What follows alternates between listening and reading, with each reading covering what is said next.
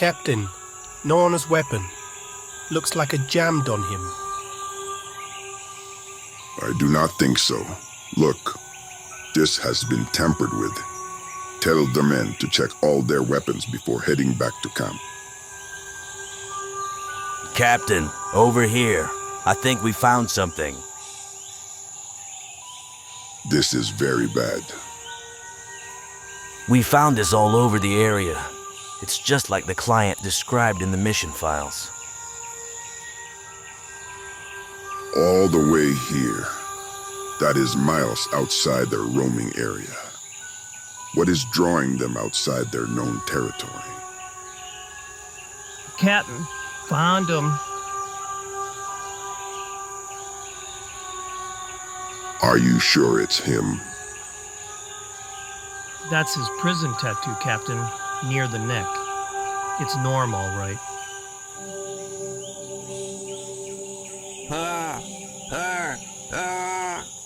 What is wrong with you now, Dietrich?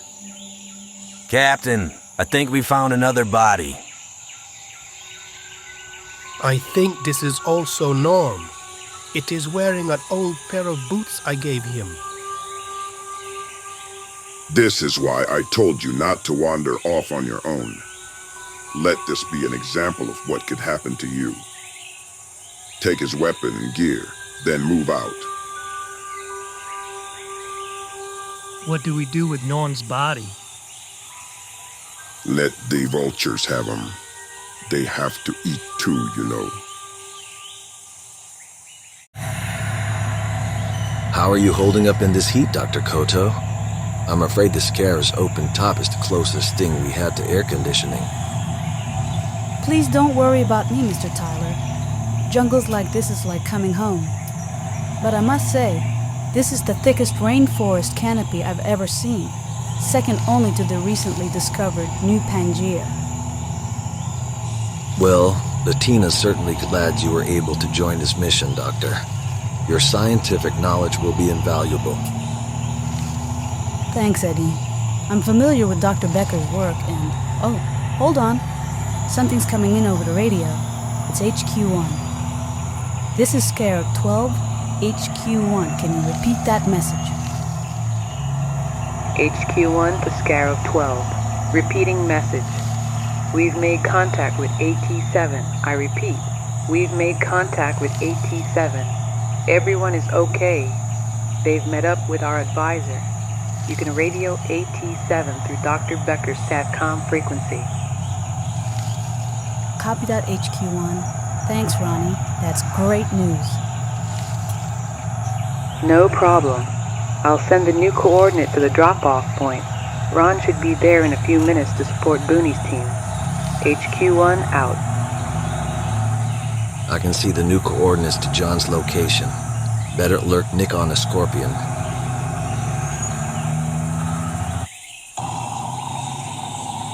Hickman, you stupid ape.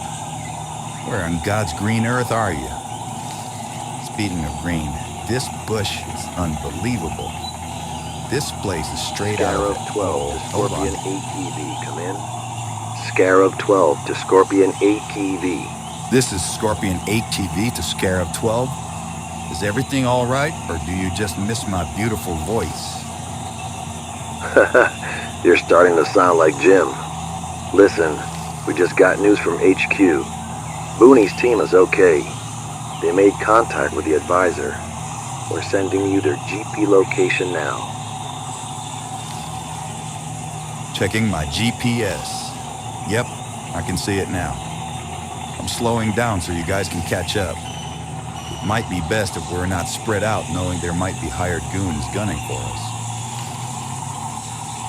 I agree. We'll keep within visual distance after that. Stay alert, good buddy. Roger that, Scarab 12. Scorpion ATV out. Ah, well, that's a relief.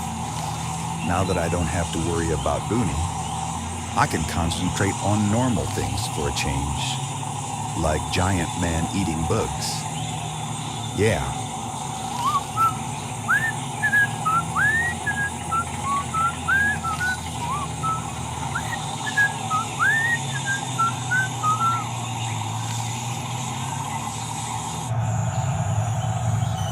I'm worried about John, Susan, and Jim. The sudden attack by these mercenaries, and now news of an Axis agent, raises a lot of questions about this mysterious demon eye. I wouldn't worry, Doctor. Those guys are as tough as they come. I've been with John's team for many years. Those mercs will have their hands full if they're stupid enough to tangle with John on the ground.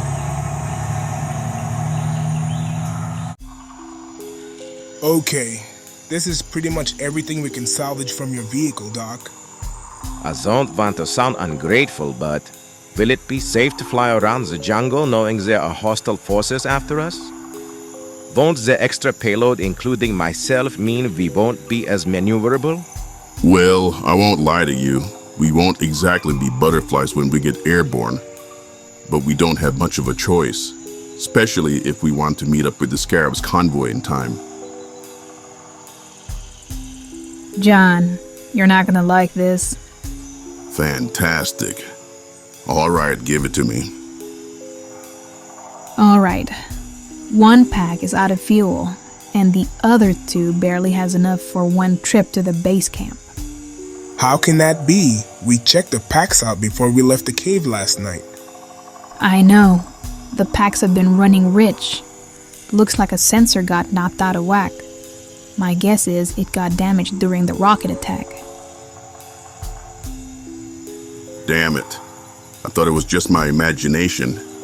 It did seem like the tank should have had more fuel after the jump from the chopper, but I chalked it up to the packs being new variants. I take it that we are hiking to the base camp. It's just as well. I was planning just that after my Land Rover got stuck back there. Now I have company. All right. I'm thinking we should get all this back in Dr. Becker's vehicle. Then we hide these packs under some brush till we can't... Quiet, please. Do you hear that? Sounds like a chopper. John, your radio. Hold on. We'll know in a minute if it's him. AT-7 to Killer B. I repeat, AT-7 to Killer B. Is that you up there? Come on, Ron.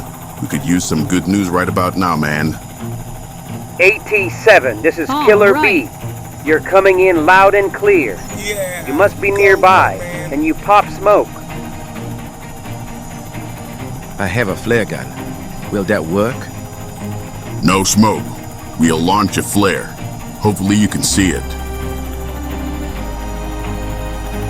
Fire away, Doc.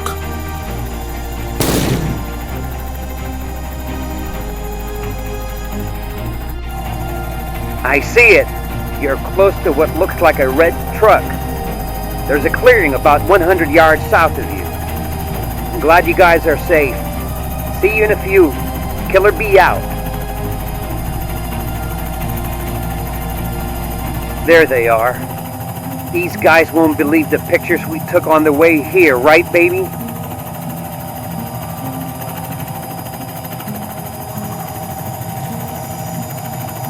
Yeah, man. Hey, Killer B. Hey, down there. Anybody call for a cab? Hey, what took you so long? Thank goodness.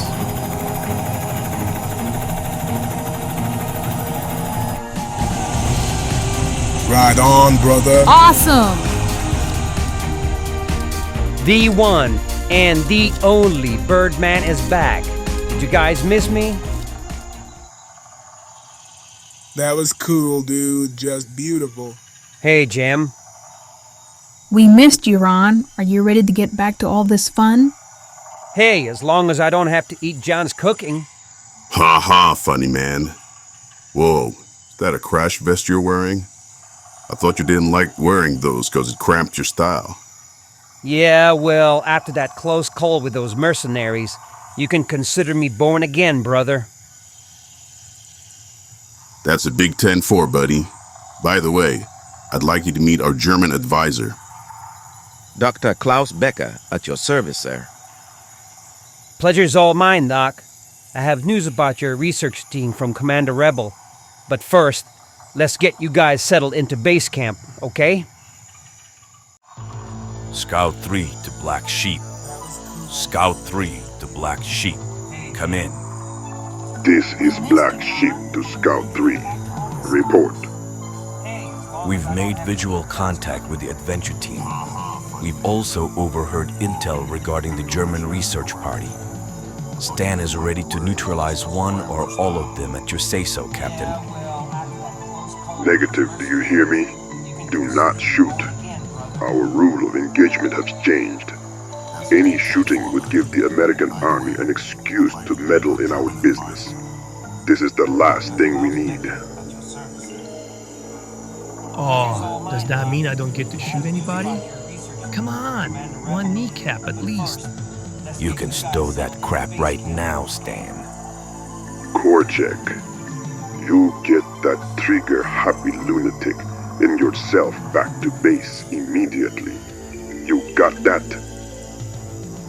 I don't have to tell you what stalks the jungle at night. Besides, we know where the Germans are, and we must reach them before anyone else.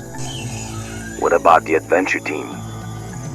We have just received a special shipment from the client that will take care of those annoying Adventure International agents, along with the good doctor. Understood, Black Sheep. Scout 3 moving out. And the best part? These lizards don't have to be paid. Say, Captain, what's to keep these lizards from coming after us when we release them? These creatures were specially bred and programmed to sniff out and hunt humans. Unless, that is, if you are wearing this special perfume. What is that? Smells like monkey piss. According to our client, it is derived from urine out of an even bigger, nastier dinosaur. This should keep these creatures well away from us. You hear that, you little monsters? You stay away from big, bad Boris.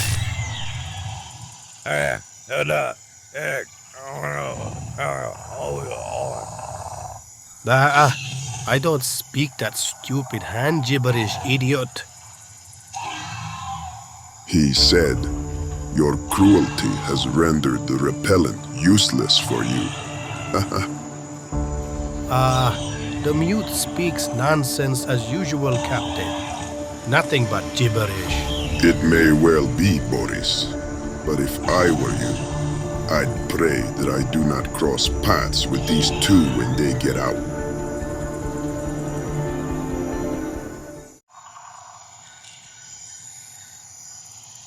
All right. I just finished setting up the perimeter alarms around the chopper's LZ and the camp. I can sleep knowing that the B is safe from unwanted advances, especially from those mercenaries.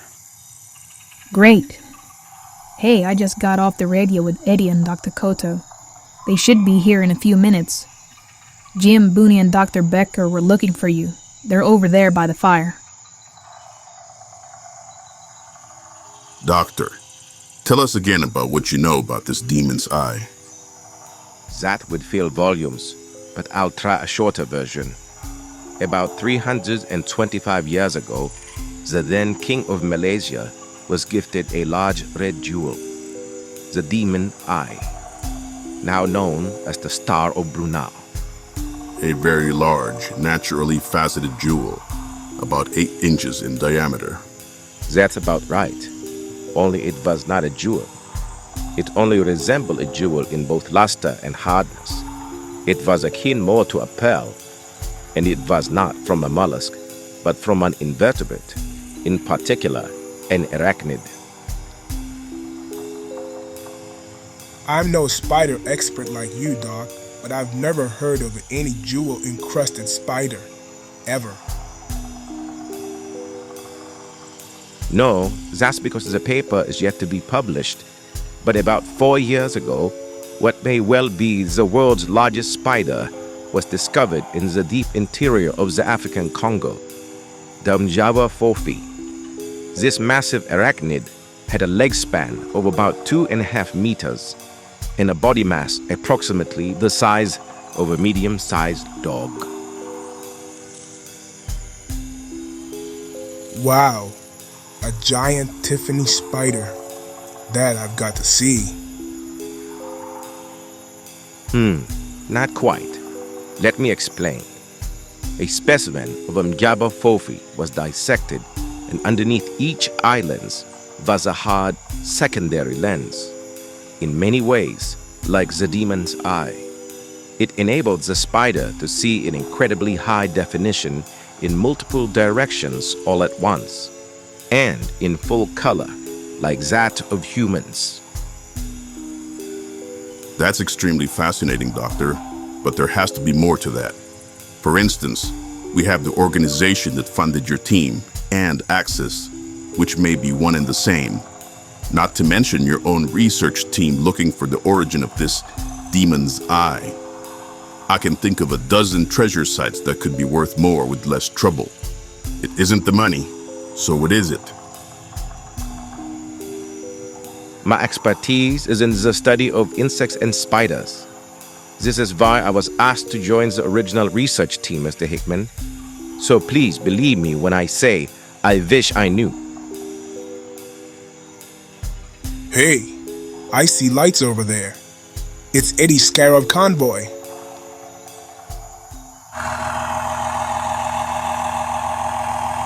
Dr. Koto, welcome to Taman Nagara. Taman Nagara? Oh, crap. We should have taken that left turn at Albuquerque. Hi, John. It's good to see you. I can see that all the boxes para-dropped down just fine. Hey, bud. This place have valet parking or what? I got your valet parking right here, Turkey. Hey, Nick. How you end up in this middle of nowhere? Hey, somebody's gotta keep the good lady doctor safe as usual, you know?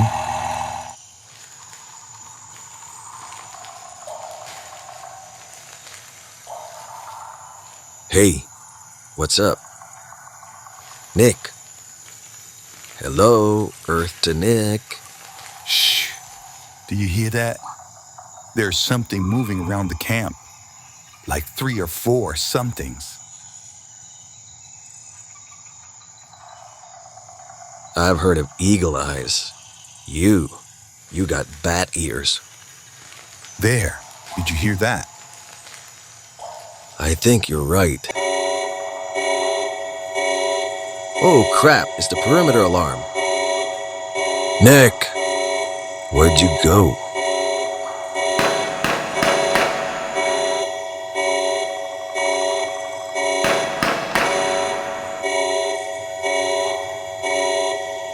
Who is shooting? What the hell happened? Eddie, what's going on? Where's Nick? He went into the woods when the perimeter alarm tripped. We were hearing stuff in the woods before that. Nick, what happened? Hell if I know. Something tripped the alarm.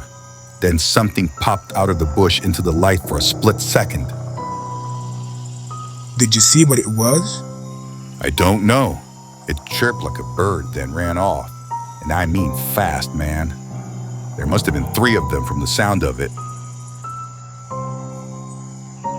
Ron, why are you wearing that helmet? Well, how else am I gonna fly the helicopter? Guys, check it out. The surveillance unit recorded something. Whatever that was that Nick shot at was circling the camp. About 6 of them. Nick's shot scared him off. I've heard of jaguars doing that, but I've never known them to move in a coordinated pack. Those things I shot at were not jags. More like iguanas, but big.